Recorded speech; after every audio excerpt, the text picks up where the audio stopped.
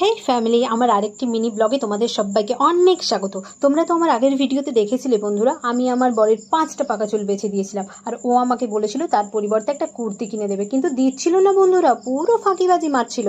তাই আজকে রাগারাগি করে টেনে হিঁচড়ে জোর করে নিয়ে এসেছি বন্ধুরা। আর দেখো, সেই জন্য রাগে রাগে কেমন একা চলে যাচ্ছে আমাকে ছেড়ে দিয়ে, আমার দিকে দেখছেও না। কিন্তু সে আর কি করা যাবে, আমি তো ওর পিছু ছাড়বো না, কারণ আজকে বিলটা তো ওকেই পেমেন্ট করতে হবে। তারপর আমি চলে এসেছিলাম কুর্তি সেকশানে, এখান থেকে আমি কুর্তি চুজ করছিলাম। আর বর বললো যে আমি হাতে যে কুর্তিটা এখন নিয়েছি এটা পরলে আমাকে নাকি ভীষণ ভালো লাগবে। এই কথা শুনে আমি তো আনন্দে নাচতে নাচতে চলে যাচ্ছিলাম ট্রায়াল রুমে। আর এখানে দেখো, আমি এই ড্রেসটা পরছিলাম, আমাকে কেমন লাগছে জানিও।